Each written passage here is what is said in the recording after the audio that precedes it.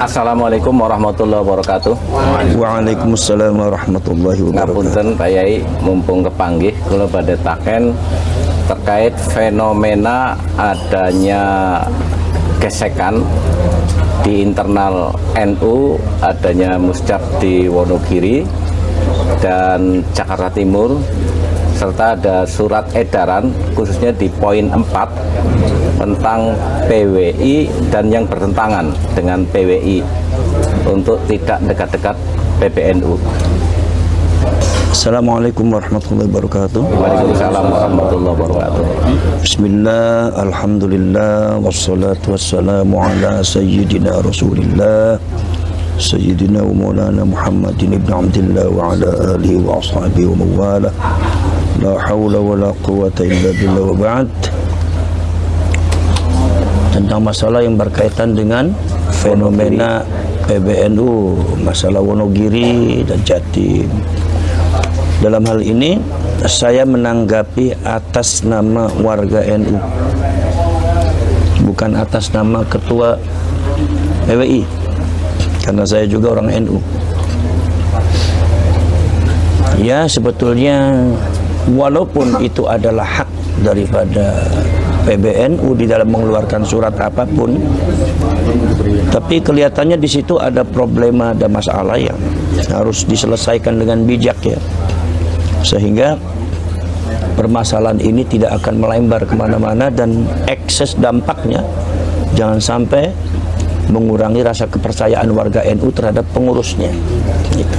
Sebab kalau seumpama warga NU sudah meninggalkan pengurusnya, ini adalah merupakan presiden buruk bagi NU. Artinya baru kali ini ada satu gesekan antara warga NU dengan pengurusnya, khususnya PBNU. Bagi saya, yang saya amati itu cuma satu saja. Sekarang ini ada fenomena di mana terjadi kesenjangan antara pengurus NU, khususnya PBNU, dan warganya.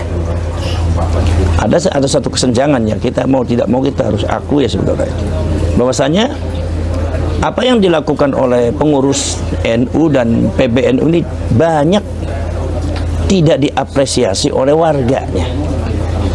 Apakah itu masalah yang berkaitan dengan pencangkokan nasab Ba'alwi, atau masalah yang berkaitan dengan polemik nasab, itu kan masalah orang NU juga, kan, karena yang mengapresiasi Habaib dan Ba'alwi itu orang NU. Kemudian yang berkaitan dengan penyelewengan, pembelokan sejarah Nahdlatul Ulama yang sampai terbit ada di NU online. Kemudian juga ada beberapa pemalsuan makam, termasuk juga pembelokan nama-nama leluhur, khususnya yang berkaitan dengan para aulia zaman dahulu. Itu kan merupakan tugas daripada warga NU yang bersentuhan langsung dengan warga NU, sehingga yang merasakan itu semua adalah ya warga NU. Jadi itu masalah yang berkaitan dengan itu sudah beberapa tahun ini memang kurang diapresiasi oleh pengurusnya, ya. Artinya beberapa dekade tahun ini bahwasanya pengurus NU dan PBNU terlalu politis, ya. Artinya banyak membahas yang berkaitan dengan politik, ya. Kemudian juga ada yang berkaitan dengan persoalan yang berkaitan dengan bisnis-bisnis, sehingga mungkin permainannya ada di atas, sehingga ke bawahnya itu kurang mendapatkan perhatian khusus, sehingga warga NU yang ada di bawah ini akhirnya seolah-olah kurang mendapatkan perhatian, akhirnya terjadi kesenjangan. Bahkan akhir-akhir ini kok malah terjadi semacam bentrok gitu antara warga NU dengan PBNU dan pengurus NU, ya. Kalau pengurus NU nggak semuanya lah, tapi artinya ada beberapa pengurus NU yang seperti itu, kan. Ini sebetulnya fenomenanya itu aja, dan itu menurut saya harus segera diatasi dengan bijak melalui jalan dan manhaj Nahdlatul Ulama, melalui manhaj musyawarah, manhaj rahmatan lil alamin, ya, dengan bijak, supaya masalah ini cepat selesai dan muruah daripada Nahdlatul Ulama ini cepat kembali bersinar minimal di depan para warga Nahdien, warganya. Jangan sampai warga NU kemudian kehilangan kepercayaan kepada PBNU atau kepada pengurus NU. Ini adalah merupakan hal yang sangat memprihatinkan sekali. Saya sendiri fenomena ini sangat memprihatinkan sekali. Kemudian nomor selanjutnya adalah, jadi terpisah dari warganya, nomor selanjutnya adalah ada beberapa nilai-nilai luhur Nahdlatul Ulama yang sebenarnya hakikatnya ini kurang mendapatkan perhatian oleh para pengurusnya PBNU. Contohnya masalah nilai kebangsaan. Ini sebetulnya masalah yang berkaitan dengan kebangsaan ini jangan cuma ada di seremonial, di acara-acara resmi, ya, tapi juga harus diaplikasikan oleh para pengurus Nahdlatul Ulama dan dengan warganya untuk betul-betul membela bangsa, mengurusi bangsa, membentengi bangsa. Dengan jargonnya lal watan hubbul watan minal iman. Saya yakin Mbah Wahab Hasbullah itu ketika mengarang lagu Ya Lal Waton itu bukan cuma untuk membentuk paduan suara saja atau kur saja, sehingga kurnya itu bagus ya, di dalam kur ya, ketika kur kita mengepalkan tangan semua kan. Tetapi di dalam prakteknya ketika bangsa ini ada yang membelokkan sejarahnya, kemudian juga harga diri bangsa ini kemudian ada yang mempecundangi, ada yang meremehkan, ada yang menginjak-injak, kemudian juga presidennya juga dijatuhkan harga dirinya, ada beberapa lambang negara juga sempat menjadi cemoohan orang-orang yang tidak benar, itu kan. Kok kelihatannya nggak ada pergerakan, nggak ada pembelaan, gitu kan. Nggak ada pembelaan. Sebabnya apa? Sebab ada beberapa kasus, diantaranya adalah seperti pemalsuan makam yang ada di Wonosobo dan ada yang itu hampir semuanya rata-rata di situ sudah terbentuk pengurus NU. Sudah terbentuk pengurus NU, sudah ada Ansor, sudah ada Banser, sudah ada Fatayat, Muslimat, IPRI, PPNU sampai ranting. Tapi kok ya ada pemalsuan makam, kok nggak dapat perhatian gitu kan? Itu kan jadi hal yang sifatnya aneh bin ajaib. Artinya yang seharusnya tidak terjadi karena memang NU itu selalu mengumandangkan jargon Ya Lal Waton hubbul watan minal iman, benteng daripada bangsa, garda daripada bangsa. Tapi kok ada hal semacam itu kok tidak, istilahnya itu nggak titen gitu kan. Lah maka dari itu ini barangkali. Nah ketika NU itu kemudian nilai daripada kebangsaan, nilai daripada kesejahteraan, nilai daripada keahlus sunnah wal jamaahan dan akidah dan syariah. Sekarang saya telah meneliti dan membaca beberapa kitab-kitabnya Ba'alwi, ya. Di antaranya kitab ada lagi kitab ini yang baru ini ada Ghayatul Qasdi wal Murad fi Manaqibil Imam Al-Haddad. Kemudian juga Tadhkiratun Nas, kemudian juga kitab yang Majmu' Kalami Abi Bakar bin Salim, yaitu yang dianggap Sahih Bugarsik itu. Kemudian juga ada beberapa kitab yang lainnya, sangat banyak sekali itu, di mana ajaran-ajaran mereka itu ternyata sangat bertentangan dengan Ahlus Sunnah wal Jamaah. Itu artinya berarti bertentangan dengan Nahdlatul Ulama, dan itu mereka doktrinkan di warga NU.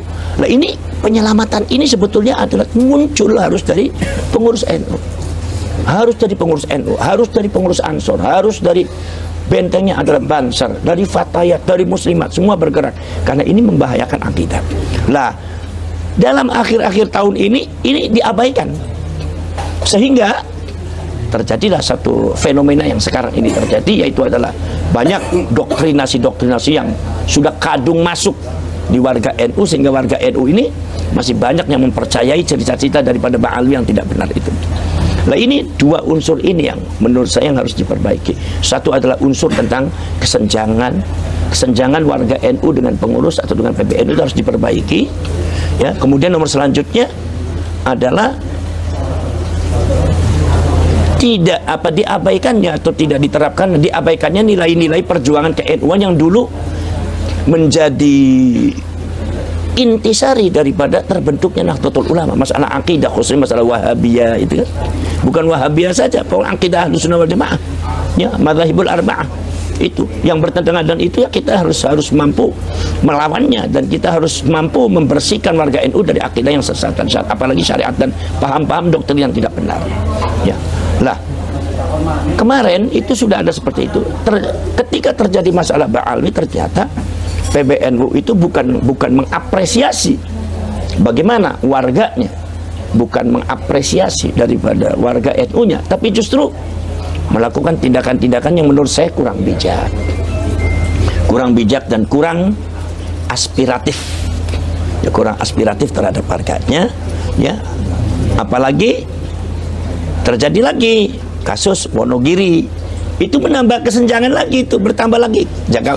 Kemudian juga yang terjadi di Jakarta Timur, ya, Jakarta Timur, itu juga itu menambah kesenjangan lagi.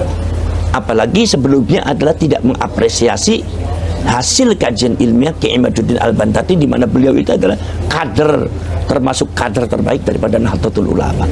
Jadi itu kesenjangan itu harus segera diperbaiki, dan saya yakin mudah-mudahan kita semua harus bergerak, harus bersama, harus berani merubah. Mudah-mudahan kita harus memilih ulama dan kiai yang bisa memperbaiki pimpinan PBNU dan NU yang bisa memperbaiki itu semua di muktamar nanti tahun 2027 juga.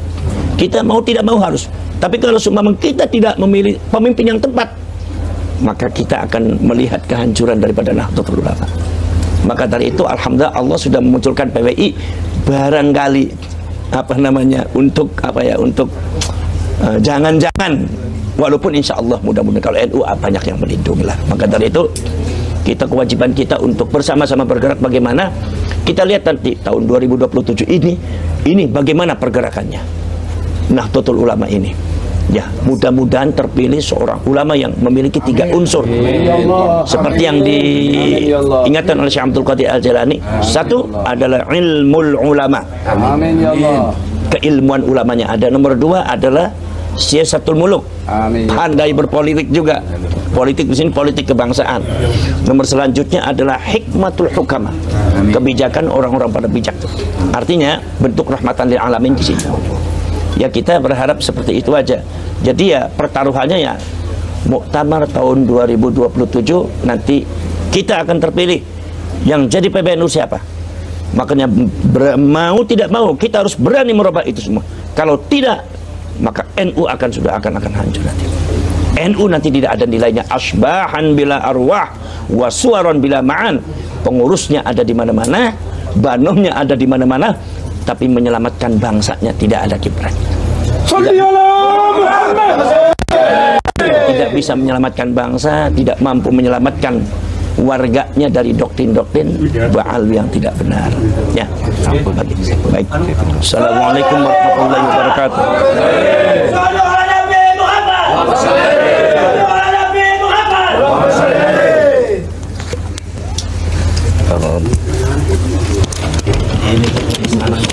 Ini mungkin dia orang. Oke sih.